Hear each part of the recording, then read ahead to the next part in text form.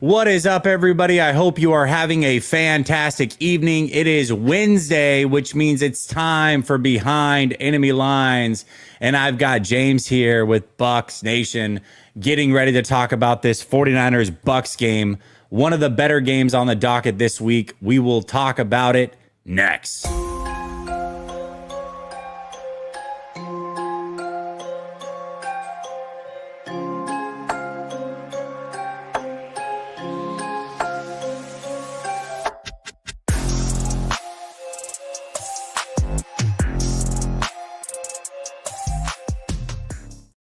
All right, welcome back to Last Second Sports, where we are giving you our take down to the last second. And as I said, it is Behind Enemy Lines Wednesday, which means I got an enemy on the show. James from Mr. Bucs Nation. James, how you doing tonight, brother? I'm good, man. Thanks for having me on. I gotta say, I gotta step my game up with my intros. That intro's sick. Thanks, man. I appreciate it. I forgot how good your intro was. I've been rocking the music for a long time, and not recently. I changed the intro, like the stuff itself, but yeah, it is what it is. It's funny because as you know, you've been on YouTube for a while. There's a lot of involvement that you make. And I remember I used to start shows with an intro. I never had a cold open. And then the intro was like a minute long. I was like, man, that's all the wrong things. You never want to do that to start a video. People just click off like crazy. So you adapt, you overcome, and now it's much shorter than what it used to be, for sure. That's right. Love it, man. Yeah, no, but I'm happy to be here, man.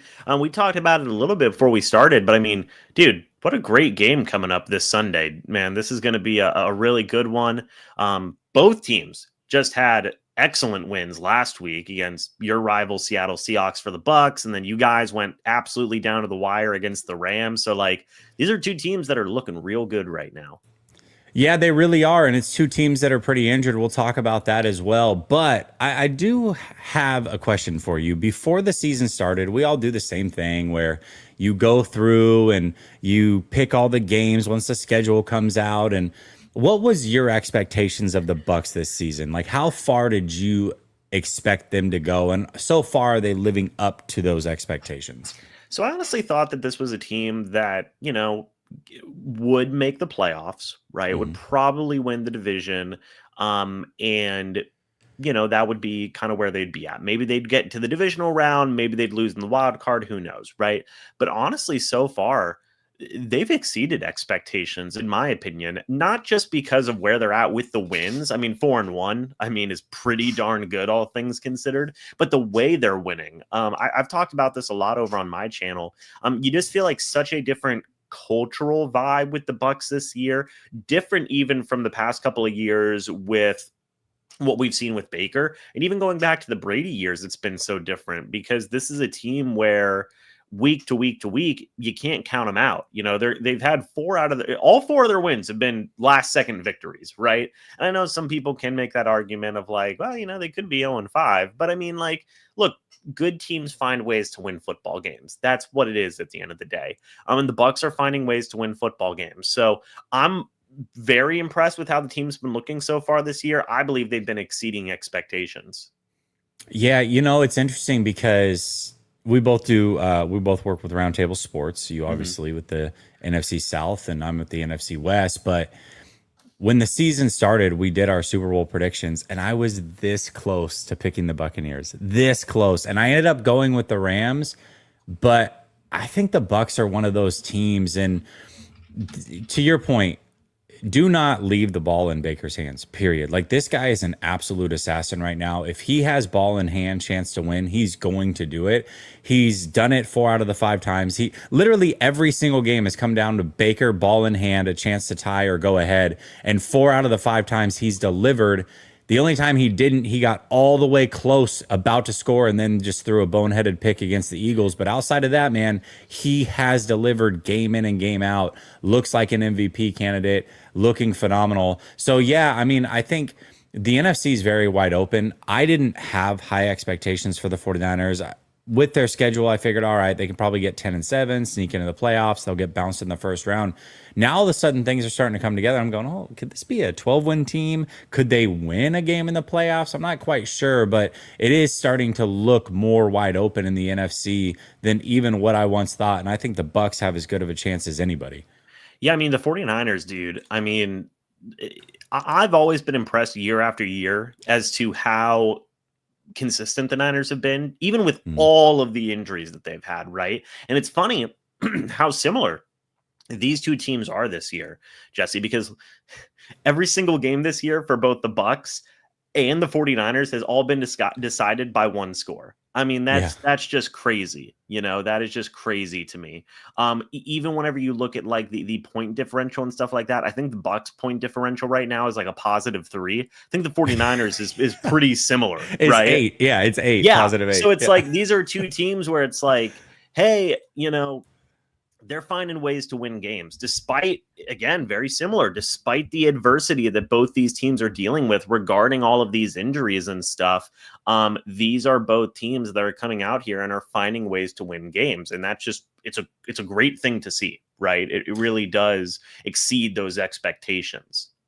Absolutely. And we talked a little bit about Baker Mayfield and the assassin he's becoming on the field, but it wasn't always that way for Baker. I mean, Baker's always had a ton of talent, but coming out of college, I look at Baker Mayfield and now the 49ers are starting Mac Jones, and I've made the comparison a lot between the two. Not necessarily play style, there's a little bit of differences there, but just overall personality wise, when they came out of college, both pretty arrogant. Mac had a DUI. I think Baker had some trouble as well coming out of college, and just a little bit full of themselves, maybe hard to coach, what have you. But as time has wore on, they've both become very likable, and I find myself rooting for both Baker and Mac Jones. What do you make of Baker's transformation since getting to Tampa? I think the Rams was kind of like his last-ditch effort. He showed out there. He gets the contract with Tampa. And it's his last chance to really make a name for himself and be a starter in the league. And man, he couldn't have done a better job. He's become a model citizen. I live in Tampa as well, so I see what he does in the community. I see how popular he is amongst this fan base. And he just seems like he's turned everything around and become a true franchise quarterback. And even when he has situations like last week against Seattle, where him and a fan are going back and forth, you're rooting for him. You like it. It's not like, oh, the Baker's being cocky. Here goes Baker again. It's like, yeah, get him, Baker, get him. So it's completely changed the perception I know of me, who's an outside fan, but you watching the transformation, really paying attention to Baker Mayfield before and then now with the Bucs. What do you make of that transformation? It was really interesting, Jesse, because today, literally today at a press conference, Baker was like, it's funny. I'm paraphrasing, but he was like, it's funny, like at the start of my career, people saw all the stuff that I did as immaturity, and now they see it as moxie, you know. And it's really interesting how that shift happens. I think winning football adds to that as well, right? Like For sure. winning, whenever you win, obviously you're he's such a dog, and I get he is, right? He's But a gamer, yeah. right, but when you're not winning, it's like you're just like shut up, like type thing. So like but to see this transformation, Jesse, has been so interesting, and it's something we're seeing trending around the league, right? Baker Mayfield reviving his career, Sam Darnold reviving his career. Geno Smith really kind of started all of it with Seattle whenever he kind of went through that transformation after they moved on from Russell Wilson. Jared Goff with the Lions is there, right? Mac Jones is doing it now as well. Even like Daniel Jones with the Colts. Daniel Jones, yeah. It's dude, it's happening everywhere, right? And like people forget that all of these guys are former first or second round picks, right? Like Baker was a former number 1 overall pick. Sam Darnold, former number 3 overall pick. Geno Smith, second rounder. Daniel Jones, I think, was like a top 10 pick or something. Mac Jones was a top, 15 to 18 yeah, overall something like that. pick? Yeah, Something I think, like that. yeah, something like that. So, yeah. so it's like these are all guys that were drafted that high for a reason, right? It's not just like 6th, 7th round guys going out. I mean, yes, in the case of Brock Purdy, but it's not just guys going out there and it's like, hey, whoa, like these guys came out of nowhere. Like these guys had pedigree for a reason, and they are all reviving their careers. And it's a great thing to see. And with Baker, much like what you're probably feeling with Mac Jones too, where you're like, whoa, what in the world was this? Like, where was all of this, whenever he was with Cleveland or when he was with New England and stuff like that. It is important to remember too that like Mac Jones went to the playoffs with New England. Baker Mayfield went to the playoffs with Cleveland. Like, this isn't, if you really read the tea leaves and kind of go back on the paper trail, there's nuggets there where you're like, yeah, like this guy did do something in the past and is now going out there and is showcasing what he can do as a full-time starter, right? So like I love stories like this. It's phenomenal. Same thing with Baker. I'm sure you feel it with Mac Jones as well. It's awesome to see. Seriously. Yeah, and there's I keep making the comparisons between the two on my shows because I can't help but to think of them as similar prospects coming out as far as attitude and things like that. And then watching them both grow, they both do have some swag. They both can make all the throws. They both, a little bit different. Baker's more athletic, certainly, probably a little bit of a stronger arm, but Mac Jones is very accurate, precise, good decision maker. He moves well in the pocket. He's not going to extend plays too far beyond the line of scrimmage, but they both can find a way to get it done, and it's working for both of them. So Baker's a guy that I now root for. Mac Jones, obviously, being with the 49ers, I root for him, but I just never thought it would come to that, and it's really cool watching both of them change the public perception, I think, in a lot of cases as well. Oh yeah, because like one big thing too, I think, is like you're seeing this evolution of like the West Coast style offense of where, like you said, it's like, hey, we're gonna give you stuff and like just take what the defense gives you. And these guys are doing it and they're executing it at a high level, and that's fine, dude. That's fine. Like, do whatever you need to do to win games. And like you said, these were guys where with Baker, he went to the Rams and it was like, yeah, he's just going to be a fill-in guy, and then he's probably going to be a career backup. And it was that with the Rams, with that West Coast style offense, with that moment where it's like, oh, maybe this guy still has something. And he was brought in, competed with Kyle Trask, beat him out, and he's probably going to be at the Bucs till he retires at this point, right? In the case of Mac Jones, again, this is a guy much like Sam Darnold, like really the 49ers are kind of the team that where it's like, people started to pay attention more to him. And it's like, what does Sam Darnold have? Like it's very similar where it's like these West Coast style offenses are reviving guys' careers, right? And the 49ers are kind of the kings of it. Sam Darnold came through. Brock Purdy, has been great for the most part for the Niners and what he's been able to do. Now you have Mac Jones in there as well. Like it really is a fantastic thing to see where it's like these guys go from backups where it's just like, yeah, they're going to be career backups for the remainder of their time in the NFL to, oh, they can still be a starter. Like, I really do believe there's going to be some team out there that views Mac Jones. I don't know if it's going to be the Niners because obviously you have Brock Purdy there and his big contract, and you gave him that contract for a reason. But like, actually, I'd love to get your opinions on that. But like with Mac, it's like some team is going to go out there and be like, this guy's 27, 28 years old. Yeah, let's bring him in and have him compete and maybe be a starter for us. And that is such a cool thing to see. So kudos to all those guys for reviving their careers, the coaches that they've had around them as well.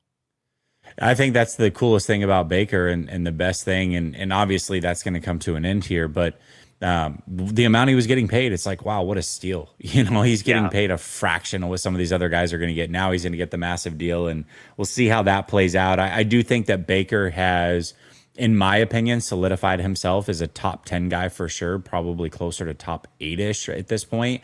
But still, when you're not fully elite, paying these guys can be a treacherous place for sure.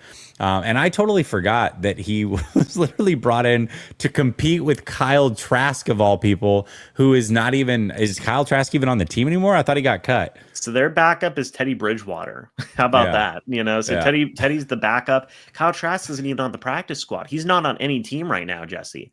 And that was like, a lot of people considered that a fair, legitimate competition for that starting quarterback job. Yeah. Right. And it's like how far we've come from that moment, in 2.5 years. It's just like, what in the world was that, and it wasn't a guaranteed thing because you were moving on from Tom Brady, and you find not just a guy who it's like works, but works well with Baker. Phenomenal transition. You literally couldn't ask for much else.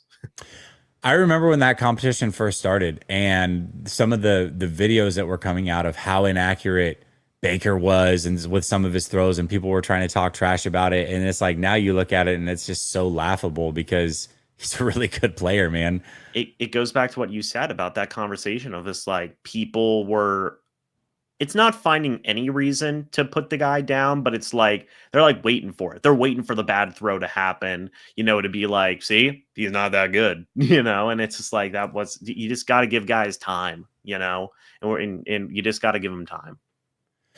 Well, let's talk about this game a little bit and talk about some of the injuries headed into this. And this is what I think makes this game so interesting is we know as 49er fans, like, all right, well, Bosa's done for the season. Kittle, we were hoping would be back this week. He's not going to be back this week. Brandon Ayuk is still out. Ricky Pearsall is likely going to miss the game. Jennings didn't practice, so we'll see if he plays. Then you've got Brock Purdy is out as well. There's a ton of injuries for the 49ers.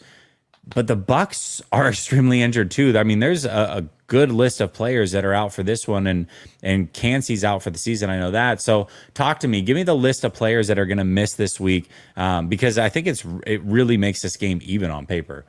Yeah. So Bucky Irving will not be playing in this game. Mike Evans will probably not be playing in this game. Yeah, that's obviously your starting running back and wide receiver. Jalen McMillan is still on the IR. He's their fourth wide receiver. Cody Mock was placed on the IR. His season is done. He's your starting right guard. Luke Gedeke is still on the IR. Now, he could come back after this game, but obviously with the rules of the IR, you have to miss 4 games. I think this is his 4th game.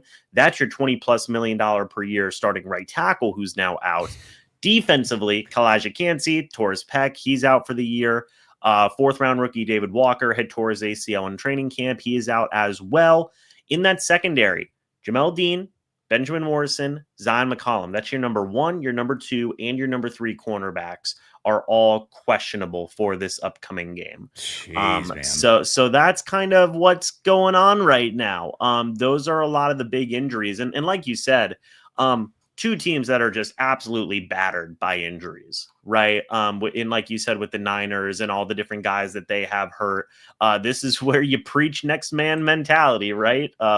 So it's a lot going on right now. It is a lot. I mean, obviously the Niners have their wide receiver room decimated. Well, the Bucs have their cornerback room decimated. So, and like you said, it does kind of even out all things considered. So, yeah, a ton of injuries on both sides of the ball. Obviously, Bosa being on the IR is pretty crazy. Him and Baker, man, go freaking toe to toe. It seems like every year. So it's crazy. But yeah, no, both teams are super, super banged up. They are super banged up, but still, it talks to the grit of both of these teams because they're both 4-1. With a combined point differential of 11 total points. I don't even know how that happens because neither of them got blown out either in their losses, right? Like every game that they've been in has been so close. And I mean, this game will probably end in a blowout somehow, one way or another, just because on paper it should absolutely be close by the way that both these teams play. But ultimately, yeah, man, this game should be super tight. It's going to come down to probably the end. And these injuries certainly play a big factor, but it is nice, at least for a 49er fan, to know, all right, we're playing another team that's pretty decimated too. So things are pretty even over here. I feel good about that. Oh yeah, absolutely. I mean, both of these teams, like, the 49ers, obviously I named all the starters. So the 49ers are also without their starting quarterback.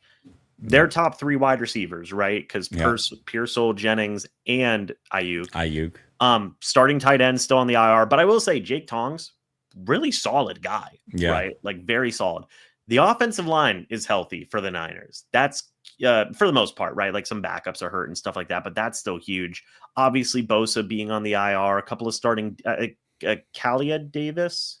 Kalia Davis, yeah, but he did practice, so he might be playing, yeah. So he's kind of banged up a little bit. The secondary, I think, is kind of healthy, right? Same with the linebacker room. In fact, it's going to be the healthiest it's been. Most likely, Malik Mustafa might be making his season debut, so he might be back as well. Yeah, at safety.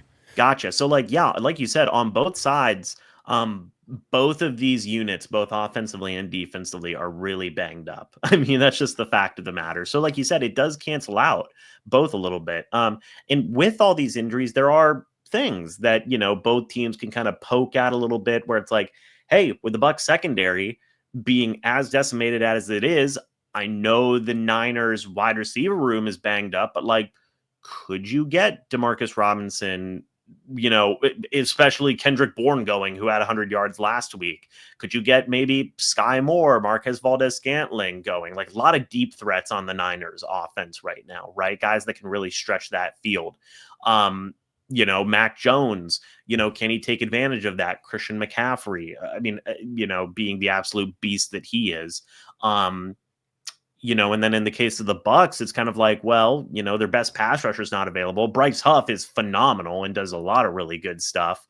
He's one of those guys where it's like, how did they even get this guy? But like, can the Buccaneers maybe lean on that a little bit, maybe run towards where usually Nick Bosa is with Rachaad White, who had 2 touchdowns last week, kind of take advantage of that, maybe get Kate On more involved or in some of their passing game with maybe Emeka Egbuka.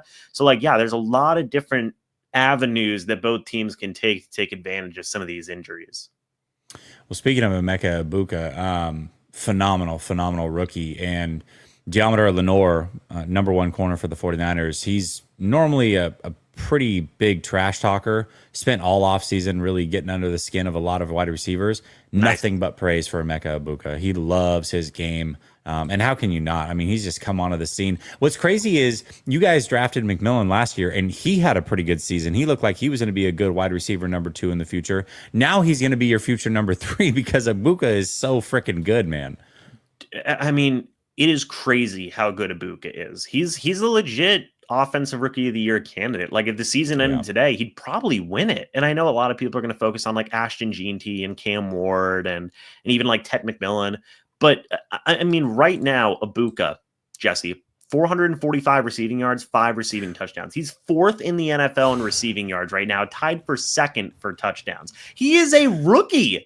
He is a rookie. And it's just like, what is happening right now? And he looks like a guy that could be a number 1 on a lot of different teams right now. And obviously it sucks that Mike Evans isn't probably isn't going to be available for this game. We'll see. But like, when you have a guy like Egbuka going out there going crazy, I mean, it certainly softens that blow a little bit. And like you said, for a guy like Lenoir to go out there, and which I love, it's like you said, it's it's the moxie, it's the gamer, right? Like, goes out there and trash talks people. For him to have praise, that's cool. That's awesome to see.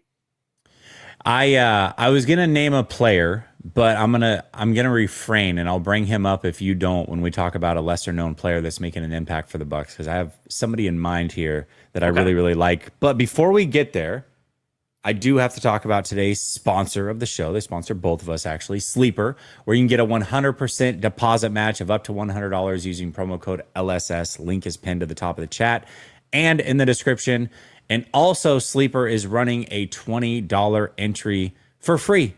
No deposit. Just use my promo code. You're going to get a free $20. No deposit required. That's how you can get started. Maybe you want to tail what we do. Maybe you want to fade our picks. However you want to do this, it's up to you, but definitely take advantage of that promo. Now, this game, and every week it seems to be like this for the 49ers, unfortunately, because we don't know who's going to play and who's not. There's not a lot to pick from. As the week goes along and we know who's going to play, there's going to be a ton to choose from here. So I'm going to really lean on you because this is mostly Buck related here, other than, even CMC's not on here yet. So we got Emeka Egbuka, who we just talked about. More or less 66.5 receiving yards. What do you think? I will take the more on that because the dude's just been going crazy. So I'll take the more on that. All right. Here's one, because I am the 52.5 on Godwin, and you can maybe fill me in. I just feel like he's still trying to get up to speed a little bit. He's improving, but he's still trying to get up to speed. Him and Baker seem to be a little bit off kilter a little bit as well. They haven't played together in a while. But here's something that I learned. I don't know if you knew about this, James, but if you click on this, you can kind of tease things up or down. So for example, we've got him at 52.5 yards. I don't necessarily feel great about that, but you know what I do feel great about? 25 yards. I definitely will go with 25 yards. So I'm going to tease it down there, take the 25 yards. And then we're going to go with one more. Kate Otten, who I know He's kind of hit or miss. Yeah, I don't know if you want him to be your fantasy tight end necessarily because week in and week out is different, but he does have those big games. So what do you think about him? Do you think he gets 28 and a half receiving yards, more or less? I'll take the more just because I Okay. think they are going to have to rely on him a little bit more. He had, I think, 80 yards last week. So I think Okay. he can get, 28.5 is not a ton of yards either, It's everybody. not. You can get Yeah. that in a catch. Yeah. Yeah. Like, I mean, that's like 2 catches, then you're probably good. All right. Well, listen, I got to choose one more team here. So I'm just going to go to the Thursday night game. And I'm going to go with trusty Saquon Barkley to get in the end zone. There you Make it go. fair. All right, here we go. So I'm going to put 20 on it. 3 times that. That's going to put us around 77 bucks. There we go. And you can tail us or fade us. Like I said, either way, they give you 5 minutes in case you have buyer's remorse. We never do here at Last Second Sports. We'll see if this one ends up a winner. All right, here we go, James. Strength of the Bucs. The Bucs are, again, a very, very good team. But with these injuries and some of the things going on with the team, what would you say the strength of this Bucs team is right now going into this game? I think it's still their passing offense, obviously, with like Mayfield doing all the things that he's been doing. With the offensive line being a little bit healthier, having Tristan Wirfs back is huge. Cannot speak enough about that. Of course, we talked about Ibuka. We talked about Chris Godwin going out there doing some stuff. A couple of guys that are kind of underrated. Sterling Shepard, Tez Johnson. Those are 2 guys that have really been able to go out there and do some good work recently. Shep being a very reliable veteran receiver. Tez Johnson, honestly, just having a really good game last week. Those are some guys that have really stepped up as well. We just talked about Cade Otton doing some good things. So I think offensively, that's more of their strength, especially with Bucky Irving being out. Rashad White is a good pass blocking back, good receiving back in there as well. Offensively, that is where I feel like the main strength is, especially with like Bucky Irving being out. And I know Mike Evans is out as well. Some people may say, what are you talking about? But like, they're pretty deep at wide receiver, I think, at least in my opinion. So that is something to consider there. Defensively, it's still their run defense that is primarily a strength of theirs. Vita Vea being Vita Vea. I mean, the dude's absolutely massive. I don't think they're going to elevate him from the practice squad, but they do have Desmond Watson on their practice squad. Remember, for everybody who is in the chat, 449-pound defensive lineman from Florida, was the biggest player in NFL history. He's lost a lot of weight, which is good. The Bucs literally had weight goals for him, I guess. So he's back now. Yaya Diaby's been a force in that run defense. Servassier Dennis has been pretty good in there as well. So I would say defensively, the strength of theirs is that run defense. And then offensively, again, kind of going back to it, pass offense is where I think is a big strength of theirs. Talk to me about Hassan Reddick, because that's a more interesting player in this league, man, where he is the reason that Brock Purdy had that surgery, NFC Championship game, Eagles, then he goes to the Jets. The strangest thing, I mean, that was a weird season. Now he's over with the Bucs. He didn't report, and it was a big deal, and there's a lot going on there. Is he effective at all? What's going on with him? So, I mean, I will say this, like, he is a model citizen. And like, I feel like whenever people, I don't even want to say model citizen, because it's not like he's doing anything off the field. He's just a veteran guy who didn't report to the voluntary stuff. He was there for all of training camp and stuff like that. So, that's fine. And like, he's been locked in. He's doing whatever the defense is asking him to do. And Todd Bowles' defense is pretty exotic in terms of how they get after it and stuff.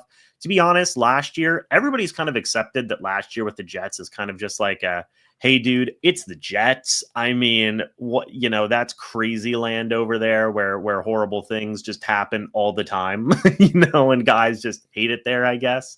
But I've been very down on this pass rush, Jesse. So far this year, Yaya Diaby and Hassan Reddick only have 1 sack each. And given the overall hype that both of these guys had gotten going into this season, in my opinion, it's just not good enough. Right now to only have 1 sack apiece. You would hope for a little bit more, especially with Reddick trying to revive his career, proving that he can still be that double-digit sack artist at the NFL level and kind of reviving his career a little bit.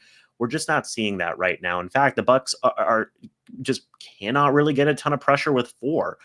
They're still far and away the number 1 blitzing team in the NFL right now. And what that does, much like what you talked about with the Mac Jones, is whenever you're blitzing, that opens up the quick passing game. That's what Mac Jones excels at, and he does very, very well at that. And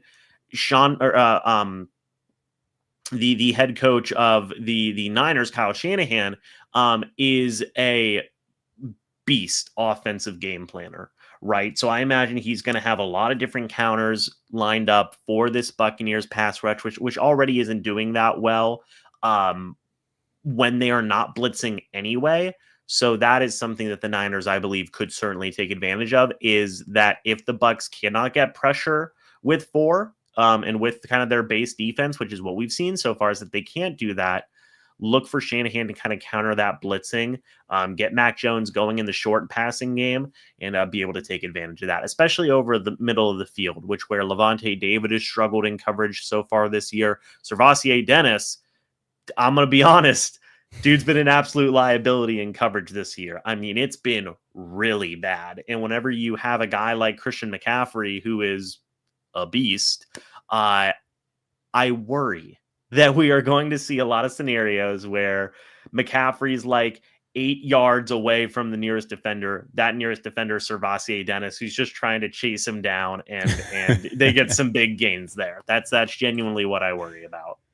Yeah, well, it's interesting because you said the strength of the defense is the run defense, and that's the weakness of the 49ers right now. They can't run the ball worth a lick, but they certainly are using that short passing game as an extension of the run game, and that's what Mac brings to the table, and that tees us up perfectly with Samir asking this question.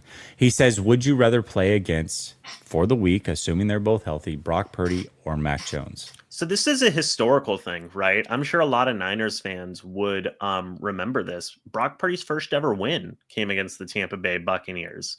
Fun fact, and you probably remember, Jesse. I think it was in Tampa? And they had his dad. Yes, it was in Tampa. Yep. And they had his parents like celebrating, and they were showing his family up in the stands like every 5 seconds. Man, that was a frustrating game, I remember. But I mean, kudos to Brock Purdy. It launched his whole freaking career. This week, I think I'd rather play. That's tough. That's a tough one. I think I'd rather play Mac Jones. I would, just because of how scarred I am from Brock Purdy and what he did to the Buccaneers the last time. So for me, I would rather play Mac Jones. I think that it would be a little bit easier to get him out of rhythm, possibly. Obviously the Niners gave Brock Purdy that big contract for a reason. They think that he's the guy. Mac Jones, is doing a phenomenal job and is doing some really good work. But I do think it would just be a little bit easier to get him off base a little bit. So I would rather go up against Mac Jones. But it is close. I would say it is close. That's a tough question to ask. Yeah, the fact that it's close and we just gave Brock Purdy massive money is what concerns me. But, I digress. Can I ask you this while we've got time here? What are your course. thoughts and opinions on this whole thing with Brock Purdy and Mac Jones? And I know it's like a meme where it's like Kyle Shanahan can literally mean you could go out there and have a good game at quarterback with Kyle Shanahan. But what do you think about this whole thing? I'm sure you've been talking about it on the show here, but what do you think about this? Yeah, well, first of all, I do want to kind of buck that trend. I'm not one of those guys that's like any quarterback can get it done, because to me, you have to be a certain type of player. You have to be a player that gets the ball out on time. You have to be accurate. You have to be on time. Guys like Justin Fields, for example, I think would always struggle in this offense. Sure. Russell Wilson would have struggled in this. Jalen Hurts, phenomenal player, but would have really struggled in this offense. Baker, by the way, would crush it. But yeah, that'd so not insane. That'd be insane. Dude, I don't even want to know. So yeah, it would. It's not every quarterback can do this. Just to be fair. Mac Jones was always a guy that I knew could play well in this offense. And it's one of those things where it's like you're just seeing what you thought would play out. I was always of the opinion that you don't pay Brock Purdy. I said make him play out his final year. Worst case scenario, maybe you have to franchise tag him, or instead of 53, you would have given him 58 million if he balled out. Or best case scenario, you see exactly what you're seeing this year, which is another guy can come in at a fraction of the cost and do pretty much what he's doing. And you either retain Brock Purdy's services at the end of this year, but you do it at a much cheaper rate because of what he's going through. Or you just keep Mac Jones, who's on a 2-year contract, and then you stream quarterbacks like it's fantasy football until you find the elite guy. Like, I just paying the Tuas and the Daks and Sam Darnold now and Kyler Murray and Trevor Lawrence, like paying non-elite quarterbacks, once their contracts balloon up, it is over. You're not winning Super Bowls. And Brock Purdy, unfortunately, is never going to be elite. And I think that we're seeing that play out right in front of our eyes. So I hate it. I hate that it happened. It's crazy, man. I just looked up the deal for Brock. Folks, he's going to be here a while. He's going to be here a while. 5-year, $265 million deal. That's crazy, man. Now, yeah, it's always such an interesting discussion for me, because again, like the Niners' ability to find quality quarterbacks is top tier. It really is. Like finding guys that fit that offense and fit that offense well is really good. It's really good. Yeah, it definitely is. Luckily, the way that they wrote the contract is next year. So if they write it out through next year, I think they only take like a 30-something million cap hit if they were to let them go after next season. So it's not the end of the world, but they've got the outs built in there, and it's even less the year after. So they built the contract pretty favorable. I'll take it. I'll take it. Okay, interesting. I just wish they hadn't paid him either way. Just let it right out. That's fair. That's fair. All right, brother. Give me a lesser known player on the Bucs that maybe not a lot of people know about, but is making a difference for this team. Yeah, there's a couple of guys that kind of come to mind. I talked about Shep earlier. Sterling Shepard is a really solid veteran guy that I feel like not a lot of people pay attention to. He's done some really, really good work. Another couple of guys, Jacob Parrish, man, is a guy that's really had to step up here on this defense. He's your starting nickel cornerback, can play outside cornerback as well. He's done a really, really solid job this year.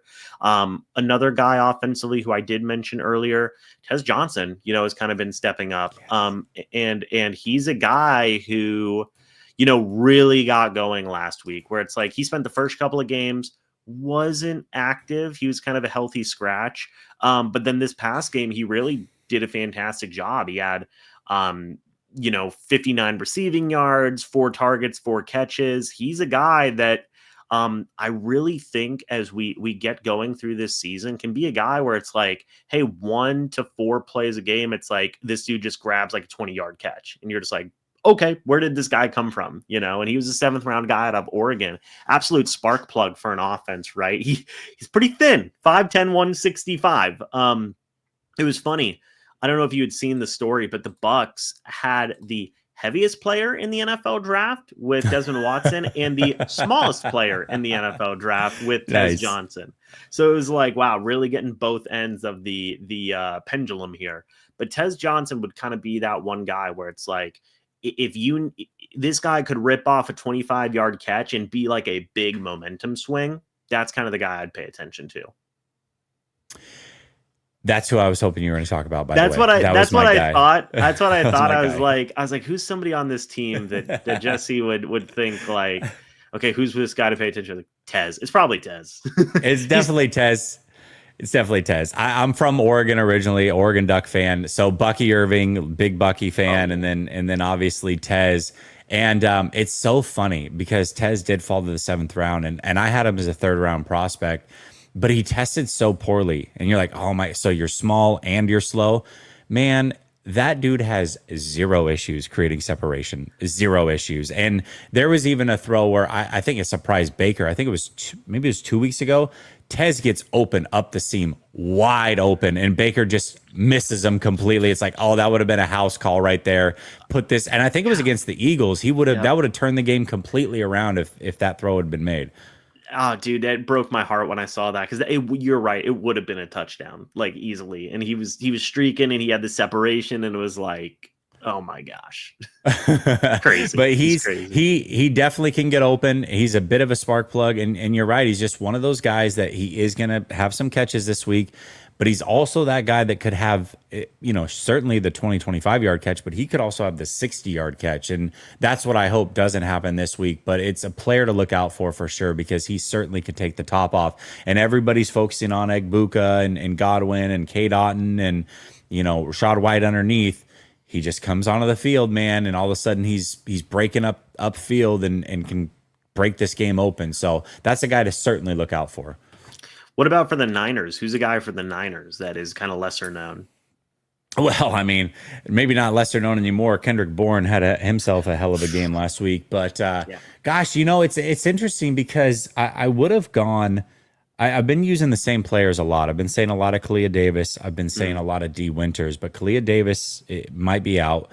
And then D Winters is really starting to struggle. Like last week, they picked on him in the pass game. I don't know what the Rams saw, but he was a total liability.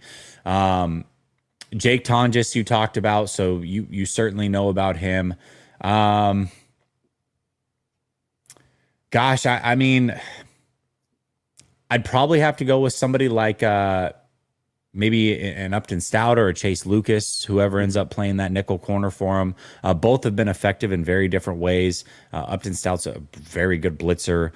His coverage is, hit or miss, but he's improving there. And then Lucas made a game-winning tackle last week, and he had a hell of a preseason, man. He was shutting people out left and right. So they're kind of splitting some snaps there. Both of those guys can be effective, though, in their different ways. So I'll go with one of those guys, one of those nickel corners. Right on. Oh, and Alfred Collins. Yeah, great call, Justin. Alfred Collins, man.